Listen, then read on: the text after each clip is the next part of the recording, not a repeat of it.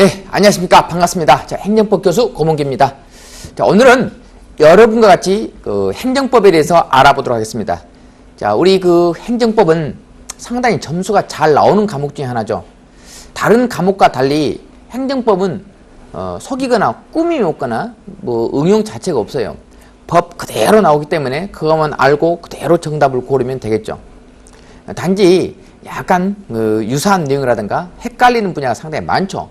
두 번째, 그 내용, 법을 공부하기 위해서는 약간 헷갈리거나 이해가 안 되는 분야가 있습니다. 자, 그런 분야는 제가 여기서 그림을 통해서 간단히 시범을 보여드리도록 하겠습니다. 그래서 오늘 행정법에 관련된 부분인데 어떻게 공부할 것이고, 그 다음 시험을 볼 때는 어떻게 볼 수 있는 건가, 그 다음 점수를 고득점 할 수 있는 방법, 그 다음 공부할 때 가장 저렴하게 할 수 있는 것, 그러니까 시간과 노력을 약간 너무나 많이 하지 말고 약간만 해도 고득점 만점이 나올 수 있는 방법, 자, 그런 것에 대해서 간단히 제가 설명해 드리도록 하겠습니다. 자, 다 알다시피 공부에 대해서는 우리가 일정한 시간이 있어야 되는 거죠. 뭐 아무것도 모르는 상태에서 당장 시험장 가가지고 점수가 나오진 않잖아요. 그렇잖아요? 그래서 어느 정도 이론을 공부해야 돼요. 어떤 사람들 이론을 공부하지 않고 곧바로 문제만 푸는데 그건 위험합니다. 문제 푸니까 어느 정도 점수가 잘 나오더라 이거야. 20문제에서 한 15문제 정도. 야, 뭐 이론 볼 필요 없다고 점수가 잘 나오는데 큰 코 다칩니다. 20문제에서 3문제, 4문제는 엄청나게 고난도 나와요. 그럼 3문제, 내가 17문제를 맞췄다. 20문제에서. 아, 나 공부 잘했다. 그건 아니죠. 만점을 맞아도 부족하다 이거죠. 비교 점수가 들어가기 때문에 만점을 맞아도 힘들어요. 그렇기 때문에 당연히 만점 맞아야 되겠죠. 남들이 다 선택하는 과목, 야, 한두 개 틀렸다, 여기에 위안을 가지면 안 된다 이거죠. 무조건 고득점 떠나서 만점을 맞아야 되겠습니다. 그래서 만점을 맞지 않으면 안 돼요. 근데 이 과목은 만점이 나오는 과목이죠. 단 20문제에서 한 2문제에서 3문제는 고난도가 나와요. 그것을 맞추려고 하면은 여러 가지 기법이 필요합니다. 자, 지금부터 이 공부하는 방법에 대해서 제가 설명할 테니까 잘 들어주시기 바랍니다. 자, 우리 그 행정법, 자, 먼저 행정법은 가장 중요한 것이 법이죠. 우리가 헌법, 민법, 형법, 형사소송법, 민사소송법 다 법입니다. 법이라고 하면은 그 자체가 그대로 1조, 2조, 3조가 나와 있겠죠. 그리고 거기에 관련된 사건이 나와요. 그럼 대법원에서 내린 판결문이 있겠죠. 판례가 대법원에서 내린 판결문을 판례라고 얘기해요. 판례가 어떻게 판결했냐에 따라서 나오는 겁니다. 20문제 전체가 다 판례를 물어봐요. 그럼 나는 판례만 공부할 것이다. 물론 그 말도 맞아요. 그렇지만 이론을 공부를 하고 나서 판례를 공부해야만 머릿속에 들어오는 것이지 딸랑 판례만 공부하면 안 됩니다. 다시 한번 말씀드리겠지만은 모든 법과목, 얘가 민법이든 형법이든 헌법이든 전부 다 판례가 나와요. 20문제에서 19문제에서 20문제가 다 판례가 나온다 이거죠. 무슨 말인지 아시겠죠? 이것은 뭐 속일 수가 없는 겁니다. 그냥 판례를 공부를 많이 한 학생들은 그냥 판례만 보고 막 정답을 골라내는 거죠. 뭐 응용해가지고 뭐 풀어라 이런 건 자체는 없어요. 그래서 오히려 행정법은 점수 맞기가 상당히 좋습니다. 그러면 여기에 대해서 간단히 한번 해보죠. 공부를 어떻게 할 건가? 먼저 기본 이론에 충실해야 된다 이거죠. 뭐 이런 것들은 제가 굳이 강조하지 않아도 여러분들이 더 잘 알 겁니다. 자, 우리가 공부하다 보면은 이 책이 있어요. 이렇게 책이. 자, 이것이 이제 행정법 교과서죠. 책이 있다 이거죠. 이 책에 내용이 다 나오죠. 그래서 국가배상이면 국가배상 나오고 뭐 여러 가지 나오겠죠. 많이 나오는 겁니다. 영업 허가 할 때는 이렇게 해줘라 나오고, 영업정지 할 때는 이렇게 해라.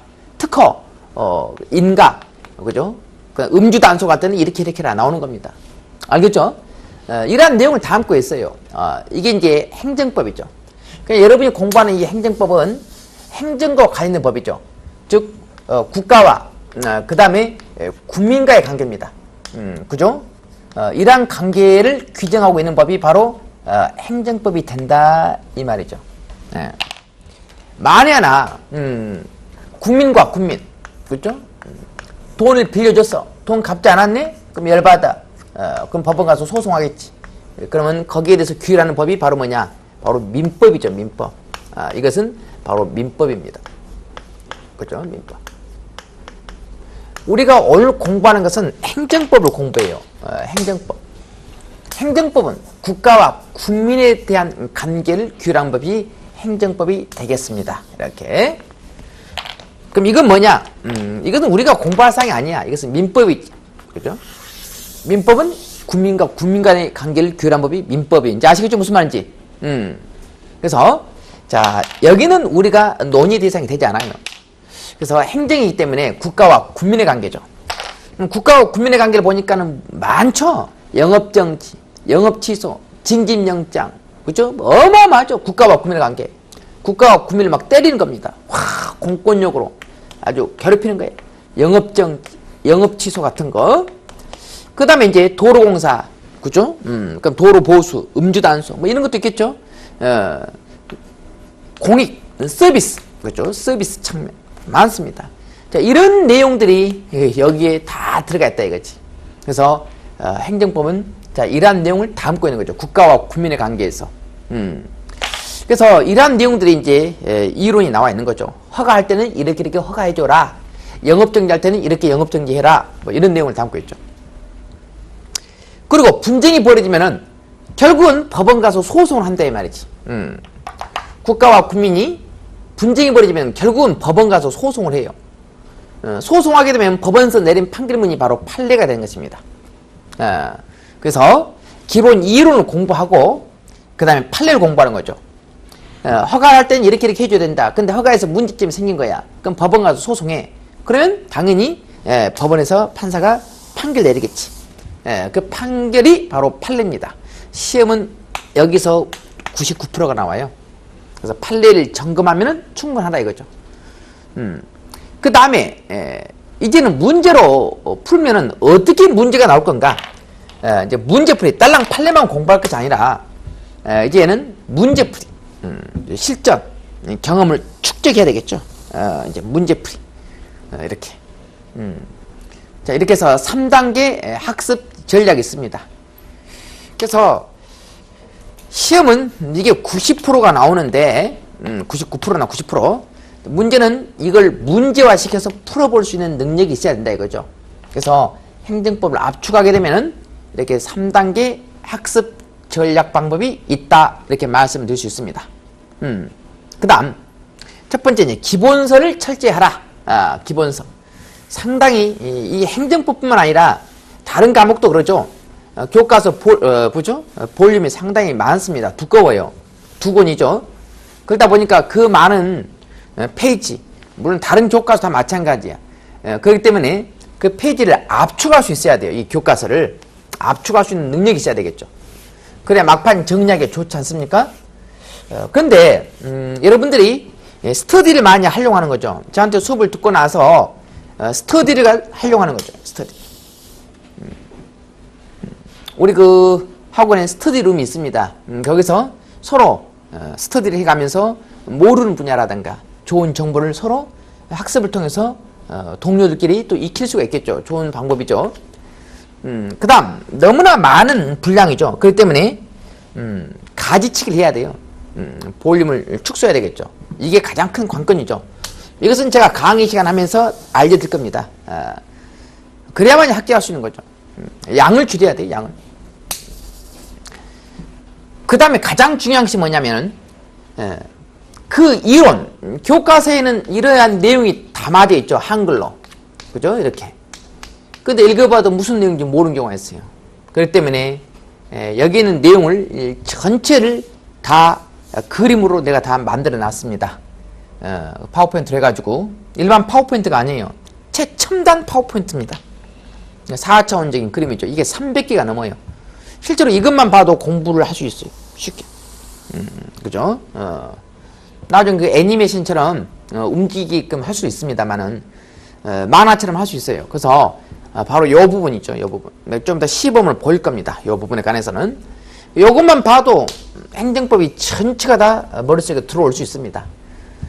이게 할자로 됐기 때문에 무슨 말인지 모르겠지만은 이것을 그림으로 엮어놔가지고 그림을 보고 다시 책을 보면은 100% 들어올 수가 있다 이거지. 그래서 시각적인 효과를 통해서 공부를 해야 된다 이거죠. 그래서 지금부터 그 부분을 제가 간단히 한번 설명을 하려고 합니다. 자, 어떻게 할 건가? 그죠? 시각적인 효과를 통해서 최첨단, 그죠? 그림을 통해서 한번 익혀보자 이 말이죠. 오늘 행정법 아무것도 몰라요 여러분들이. 그죠? 아무것도 모르죠. 모르는 상태에서 이게 과연 통하냐 한번 해보도록 합시다. 만에 하나 통하면은 그죠? 여러분들은 합격할 거고, 오늘 내가 강의를 하면서 하나도 모르겠다 하면은 공부 안 하는 게 좋아요. 아시겠죠? 하나도 모르는 상태에서 내가 우리 행정법에서 가장 어려운 파트를 설명할 거란 말이야.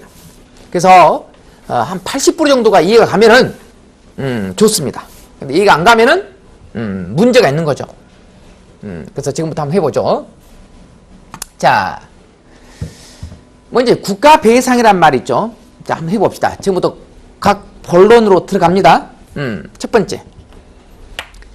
자, 우리가 A라는 사람이 그죠? B한테 돈을 빌려줬어. 또 내 물건을 빌려줬어. 그럼 돈을 갚아야 돼. 또 물건을 줘야 돼. 주지 않았다 이 말이야. 그럼 A는 열받죠? 그죠? 분명히 받을 돈이 있고 받을 물건이 있는데 파손시키거나 피해를 줬단 말이야. 그럼 내가 법원 가서 소송을 해. 그러면 개인과 개인 간의 분쟁을 해결하는 법원이 무슨 법원입니까요? 바로 민사소송이죠. 무슨 법원? 형사사건으로 가요? 민사로 가요? 가정법원도 아니잖아요. 무슨 법원? 민사법원 가서 소송을 제기하는 겁니다. 먼저 소송을 제기한 사람을 원고라고 그래요. 여기에 응한 사람은 피고라고 얘기하죠. 민사에서는 검사가 없어. 원고, 변호사 선임하겠죠? 피고도 변호사 선임하겠죠? 아, 돈 갚았는데 돈 달라고 하는 건가? 야, 너 돈 안 갚았잖아. 하고 소송할 수 있어. 변호사 선임해가지고. 이놈도 이제 소송을 막으려고 하면 두 변호사 선임할 수 있는 거야. 원고 측 변호사, 피고 측 변호사가 법원 가서 서로 맞짱 깐대, 이 말이야. 그래서 이건 이제 민사 소송이 되는 겁니다. 개인과 개인 간의 분쟁이 나니까. 그래서 원고라고 하면은 바로, 먼저 소송을 제기한 사람이 원고야. 민사에서는 이렇게. 민사법원은 판사가 재판하겠죠. 재판할 때는 뭐 가지고 재판할까요? 바로 민법 가지고 재판합니다. 자, 뭔 법? 민법. 개인과 개인 간의 규제, 거래를 규제하는 법이 민법이야.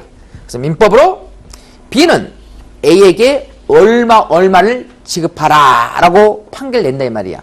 이게 우리가 알고 있는 민사소송의 전형이라고 볼 수 있습니다. 여기까지 가시죠. 이건 뭐 두말할 필요가 없죠. 민법, 민사소송이란 말이지. 그런데 이제 거기에 굴하지 않고 어떤 거 있냐면은 이제 국가와 국민의 관계. 예를 들어서 국가 등할 때 이 등은 지방자치제를 포함하는 겁니다. 국가가 우리 국민에게 피해를 입혔어요. 우리 국민이 피해자예요. 피해자. 경찰이 사람을 고문했어. 미성년자를 고용하지도 않았는데 미성년 고용했다 해가지고 영업정지를 해버린 거야. 어마어마하죠? 피해자죠? 국가와 국민의 관계에서 여러가지 피해가 발생했어. 그러면 피해자가 돈 주세요 하고 손해배상을 청구하는 겁니다. 손해배상을 청구한다고 했죠. 여기서도 손해배상을 청구하죠. 근데 개인과 개인 간의 손해배상은 무슨 소송? 민사소송이죠. 근데 국가와 국민의 관계에서 손해배상은 무슨 소송? 행정사건이니까 행정소송이라고 그래요. 자, 뭐라고요? 행정소송이 되는 거죠. 이렇게. 행정소송. 이렇게. 행정소송이란 말이에요. 이제 아시겠죠? 무슨 말인지. 그러니까, 가정법원 가면은 가사소송이고, 군인 사람 죽이면은 군사법원 가는 거잖아. 사람 죽이면은 형사소송이고, 돈 빌려주면은 민사소송이고, 국가와 국민의 관계에서 분쟁 벌이지 무슨 소송이라고요? 이제 이런 경우는 바로 국가배상은 행정소송이에요. 그러니까, 법원에서 판사가 이제 재판하겠지. 그때 재판할 때 나온 법이 바로 국가배상법으로 재판해준다 이거지. 국가는 피해자에게 10억을 배상하라 이 말이지. 10억을 배상하라. 국가는 피고가 되겠지. 우리 피해자는 바로 원고가 되는 것입니다. 원고가 된다 이 말이에요. 검사는 형사사건에만 검사가 있어요. 아시겠죠? 그 외에는 검사가 없습니다. 행정소송에서 원고는 우리 피해자가 원고야. 국가가 뭐라고요? 피고가 되겠지. 알겠죠? 판사는 국가는 피해자에게 1억을 배상하라 라고 판결할 거 아니겠습니까? 이게 이제 국가 배상이 되는 것입니다. 그래서 이제 우리가 알고 있는 것처럼 어떤 거냐면은 국가와 국민의 관계는 행정소송, 물론 이제 이건 나중에 이제 민사로 되는 겁니다만은 일단 가까이 필요가 없고, 아하, 국가와 국민의 관계구나. 자, 이건 뭐냐? 개인과 개인의 관계구나. 자, 여기까지. 자, 여기까지 어느 정도 머릿속에 들어오죠? 여러분이 경찰한테 얻어맞았어요. 그럼 어디 갈까요? 국가배상이죠. 여러분이 장사하고 있는데 누가 장사를 못하게 만들었어요. 옆집 사람이 와가지고. 그러면은 국가배상이야, 민사배상이야? 그죠? 민사배상이죠. 알겠죠? 민사배상은 그 사람이 돈 없다, 백제라면 할 수 없는 거예요. 그렇잖아요? 그러나 국가배상은 누가 돈 물어줘요? 공무원이 돈 물어줘요? 국가가 대신 물어줘요? 국가가 물어줘. 공무원이 잘못했어도 국가가 돈 다 물어주는 겁니다. 그거 나서 나중에 국가가 공무원한테 질타한 거야. 너 왜 그랬어? 하고. 너 돈 내놔. 구상권 행사하겠지만은 국가가 돈 물어준 거야. 그러니까 국가배상은 돈 없다 이 말 자체가 안 통해요. 국가가 돈 물어주는 거니까. 그러나 민사배상은 뭡니까요? 바로 돈 없다면은 개인과 개인 돈 없다면 할 수 없는 거야. 알겠죠? 그럼 국가배상이 좋아요? 민사배상이 더 좋아요? 국가배상은 받을 것은 100% 다 받죠? 민사배상은 위험해. 돈 숨겨놓으면 끝난다, 못 받는다, 말이지. 그래서 우리는 이걸 할 것이 아니라, 어떤 걸 공부하냐면은, 바로 이제 국가배상을 공부해요. 그래서, 개념에 대해서 잠깐 설명했고, 개념에 대해서 설명했고, 지금부터는 좀 더 심도 있는 것을 한번 해보도록 합시다. 바로 요 부분이죠. 자, 오늘, 요 부분을 간단히 하고 마치도록 할 테니까 잘 들어보시기 바랍니다. 보니까 그림이 상당히 난해하죠. 이게 교과서로 본다면은 한 3페이지 정도를 차지하고 있어요. 이 조그마한 그림이, 도표가. 자, 잘 들어보세요. 지금부터. 자, 이 사람이 피해자야. 경찰에서 얻어맞았어. A가 고문당했어요. 그래가지고 피해가 어마어마하게 많아. 그래가지고 거의 뭐 불구가 되다시피 했어. 그래서 생명 혹은 신체 피해가 발생해가지고 한 1억 정도가 피해가 발생했습니다. 얼마? 1억. 그래서 가정 정신적 고통도 어마어마해. 가장이 피해를 받아가지고 직장생활도 못하고 완전히 그로 인한 정신적 스트레스가 어마어마하단 말이에요.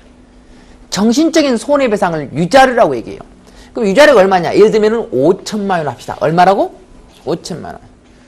그러면 1억 플러스 치료비 1억 플러스 5천 하면 얼마죠? 1억 5천 달라고 국가한테 돈 주세요 청구하시겠죠? 이렇게 돈 줘 청구할 수 있단 말이야. 하나만 더 해봅시다. 자, A라고 하는 사람이 농사를 짓는 사람이야. 농부야. 근데 군인들을 훈련하면서 탱크로 비나수를 다 깔아 뭉개버린 거야. 양파, 마늘 뭐 다 무너지겠지. 응? 배추 같은 건 다 작살나는 거야. 그럼 A는 자기 몸이 다쳐서 재산상 피해가 발생한 거야. 그렇죠? 그것도 되는 거야. 그래서 재산상 피해가 1억이란 말이지. 1억. 이걸 빨리 수확해가지고 자식들을 그죠? 시집도 보내고 장가도 보내고 그 다음에 학자금도 대줘야 돼. 그러지 못하니까는 그로 인한 스트레스 어마어마하죠. 피해가. 그래서 위자료가 한 5천 정도가 된다 합시다. 그럼 역시 이것도 1억 5천 주세요라고 국가한테 청구할 수가 있겠죠. 알겠죠? 그러면 시험 문제가 나오면 어떻게 나오냐? 국가배상은 언제나 생명, 신체로 인한 피해 한정한다. OX. 틀렸죠? 재산권 침해로 인한 경우도 국가배상에 포함되지 않아요. 포함되죠. 그래서 두 가지가 있습니다. 국가배상. 이렇게. 이런 꼴 당한 경우, 이런 꼴 당한 경우. 막말로 경찰이 어떤 업무를 하다가 순찰차로 내 집을 박아버리면 어떻게 된 거예요? 당연히 이거잖아요. 안 그래요? 이해가죠? 이런 거란 말이야. 나는 노래방에서 미성년을 고용하지 않았어. 근데 구청 직원이 미성년 고용했다 해가지고 내 노래방을 영업정지 해버린 거야. 장사 못했지. 어마어마한 피해가 온 거죠. 아시겠죠? 자, 이런 것이 전부 다 국가배상 청구할 수 있습니다. 그래서 국가한테 1억 5천 달라고 하는 거죠. 1억 5천. 1억 5천 달라는 거죠. 근데 이제 문제는 뭐냐?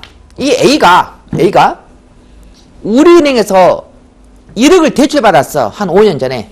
근데 그걸 갚지 않았어. 근데 우리은행이 이것을 알고 있는 거야.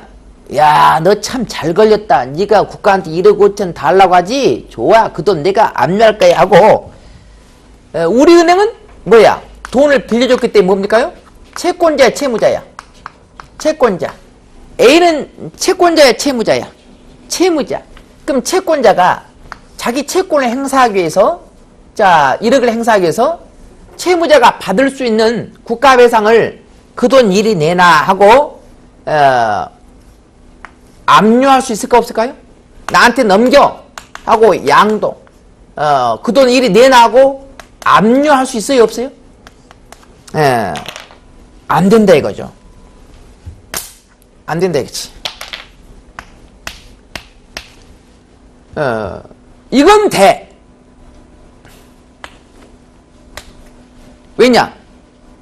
아무리 채권자라 하더라도 그 사람이 살아갈 수 있는 환경마저 묵사발시키면 안 돼. 이 사람은 생명신체로 얻은 피해니까 가족을 보호해줘야 된단 말이야. 그래서 유가족을 보호해줘야 돼. 남아있는 사람을. 그러니까 아무리 채권자라도 이 돈은 손대면 된다 안 된다? 안 된다 이거죠. 그러나 이건 손댈 수 있어 없어요? 채권자가 뺏을 수 있어. 그 돈 넘겨. 안 넘기면 그냥 법원 가서 압류해도 된다 이 말이야. 그러니까 시험 문제 나오면은 국가배상은 양도 압류가 가능하다 하면 50% 답밖에 안 돼요. 나머지 지문 봐가지고 정답을 골라야지. 딸랑 거기다 동그라미 치면 안 돼. 이런 경우는 되겠지만 이런 경우 안 된다 이 말이야. 그래서 상대적으로 답을 골라주면 충분합니다. 그래서 국가배상. 자, 여기까지 살펴봤고 또 하나 볼까요? 자, 국가배상 하려고 하면은 항상 우리는 시간이 있어, 시간이. 내가 경찰한테 얻어맞았어. 이런 피해가 발생했어. 그럼 10년, 20년, 30년 지난 다음에 국가배상 청구하면 됩니까? 안 돼.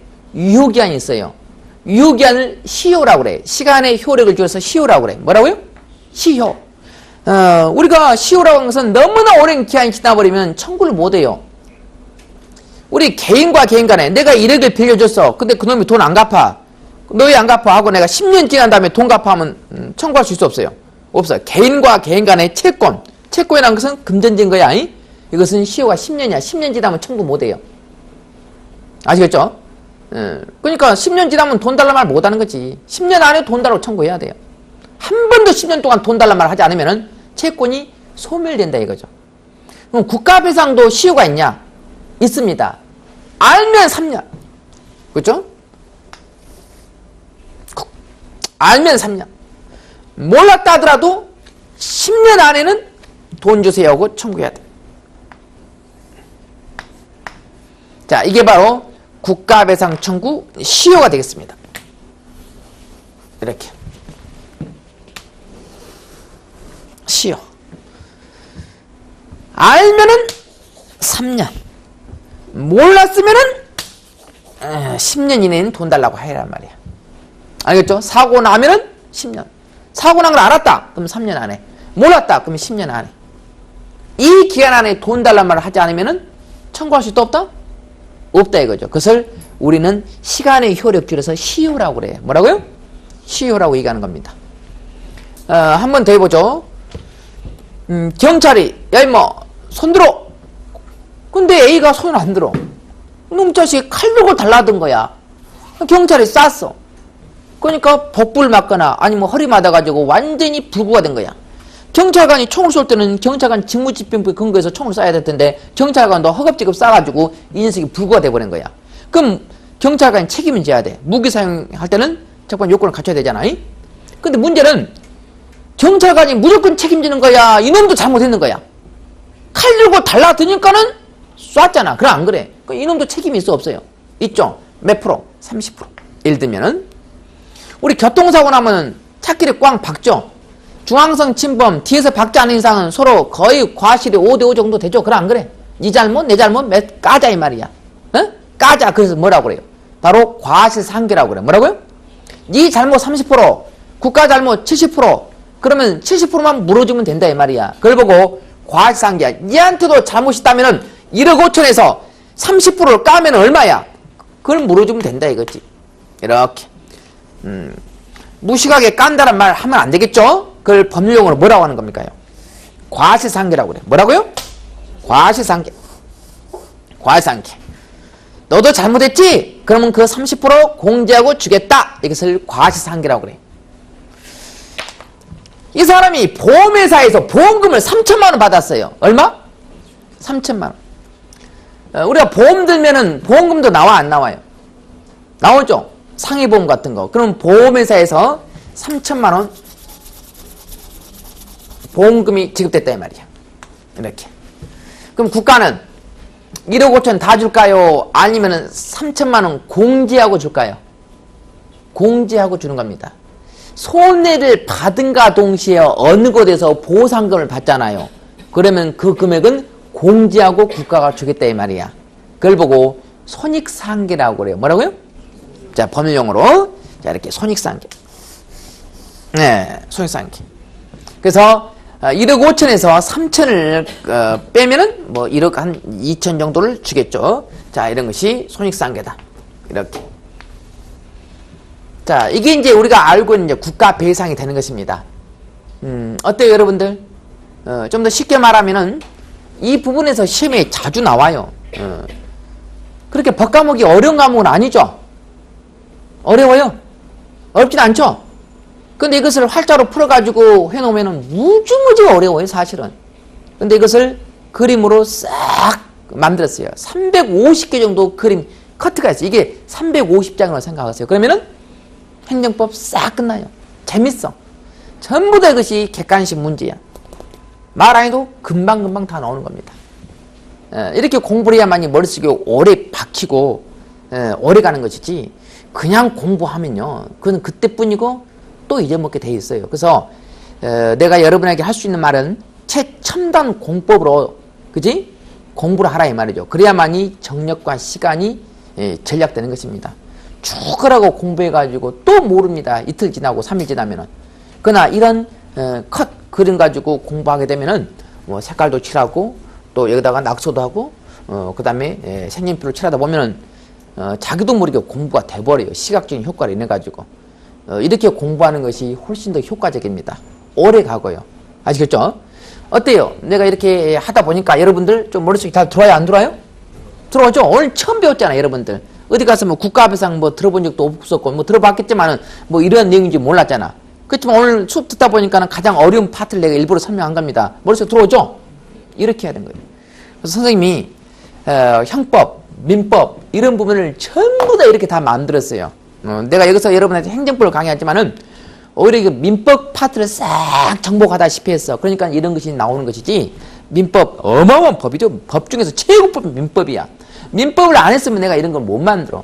민법을 쫙 만들다 보니까 뭐 이런 정도는 그냥 가볍게 스쳐 지나가는 것이 우리 행정법은. 그러잖아요.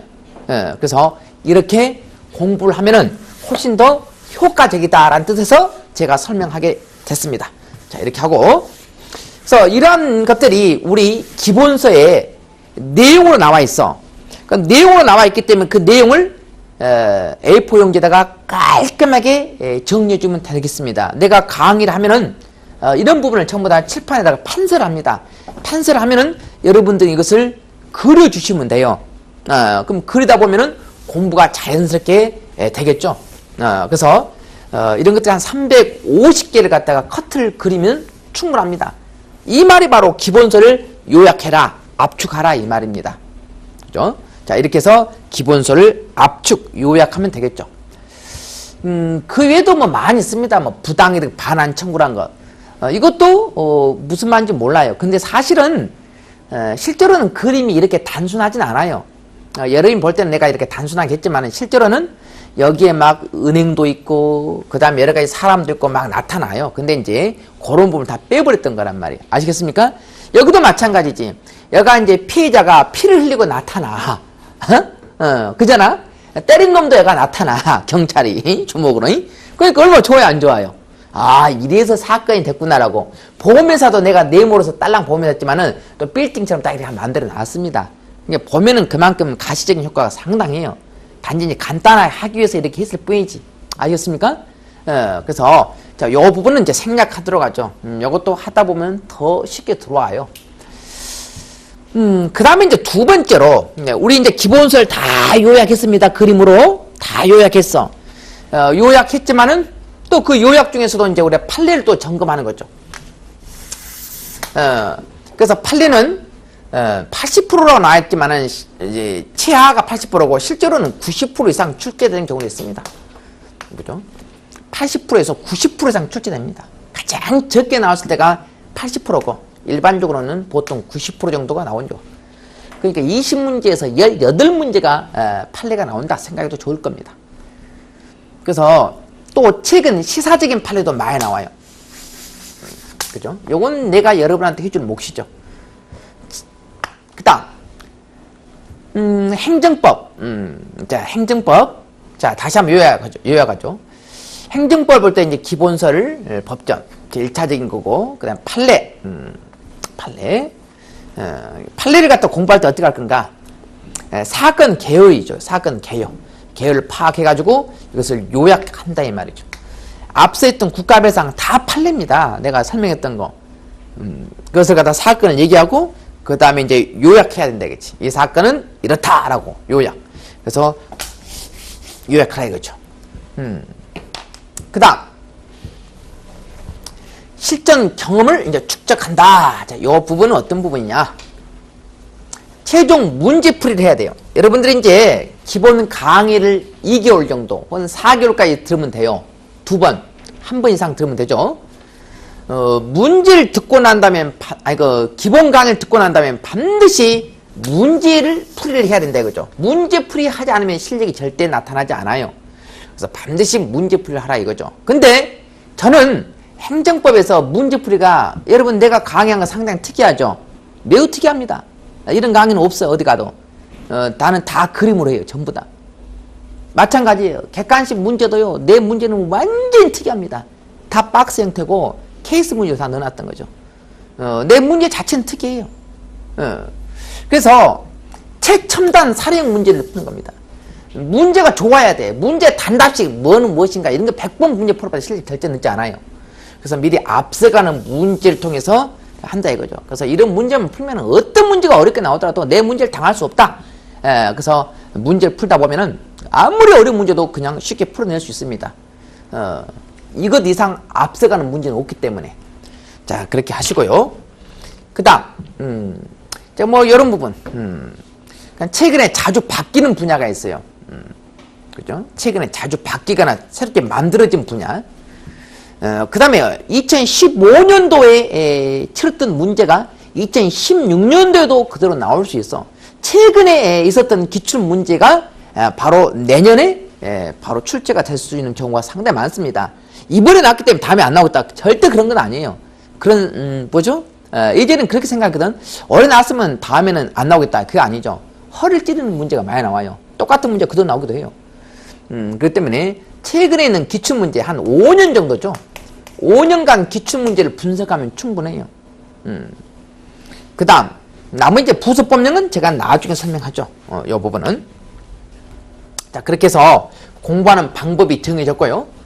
자, 이제 끝으로 이제 간단히 한번 해봅시다. 자, 그 두꺼운 기본서, 그 기본서를 그림으로 통해 가지고 단권화 작업하는 겁니다. 요약해야 돼. 수업 들으면서. 그리고 요약하면서 중요한 판례가 있을 겁니다. 그러면 색깔로 칠하면 돼. 그 그림에다가 판례. 우리 교재도 있는 거죠. 교재. 이 기본서에 판례가 있어요. 요약해야 되겠죠. 그러고 나서 나중에 이제 문제풀이 들어야 되겠죠. 문제풀이. 문제풀이. 이것은 이제 진도별로 나오는 문제풀이가 있고, 진도별. 1페이지부터 차근차근. 아니, 무작위로 20문제 실전. 이게 이제 실전이죠. 무작위로. 모의고사라는 것은 바로 실전이죠. 이것은 1페이지부터 해가지고 문제를 풀어보는 거고, 이것은 무작위로 전 분야를 갖다가 순서 없이 섞어놓고 물어보는 문제죠. 그래서 자, 이렇게 해서 공부하면은 아마 합격하지 않겠는가. 많이 합격을 했습니다. 자, 그래서 시험 보기 한 100일 전부터는 그죠? 곧바로 이제 문제풀이에 돌입해야 된다 이런 의미죠. 자, 똑같은 논리죠. 이런 것들은. 자, 이렇게 해서 하다 보면은 좋은 성적을 거둘 수 있습니다. 네. 그래서 그 행정법이라는 것은 가장 중요한 것이 판결문이죠. 그래서 판결문을 분석할 수 있어야 돼요. 근데 상당히 그 판결문이 많아요. 많지만은 그 분석할 수 있는 방법이 있습니다. 앞 머리 글자 따가지고 그거 가지고 마지막 동사 적법이면 적법, 유법이면 유법 그렇게 가지고 따로 결합시키면 되는 거죠. 무슨 사건? 자, 이것은 적법이다. 자, 이건 영업 허가 취소했다. 이것은 적법이다. 이것은 영업 정지했다. 이것은 유법이다. 이렇게 해서 사건을 앞 머리 글자하고 마지막 동사하고 결합해 가지고 한 줄로 이렇게 살짝 공부해 놓으면은 이 어마어마한 페이지에 있던 것들 있잖아요. 그것이 A4 용지 한 뭐 15장이라든가 20장 안에 다 압축이 되는 겁니다. 그러면은 무조건 만점이 나와요. 그래서 지금까지 그렇게 공부하는 학생들 본 적도 없습니다. 내가 이렇게 강의해 봤지만은 왜냐하면 학생들이 그렇게 공부하는 방법을 몰라요. 그래서 그러한 방법을 여러분에게 이제 심어드리도록 하겠습니다. 앞서 얘기했지만은 첨단 그림을 동원해서 공부하면은 그만큼 공부하는 시간도 절약됩니다. 그리고 피곤하지가 않아요. 그리고 공부가 더 재밌어집니다. 자, 이렇게 해서 여러분과 같이 행정법 공부하는 방법과 그 다음 만점을 맞을 수 있는 비결을 설명해 드렸습니다. 네, 수고하셨습니다.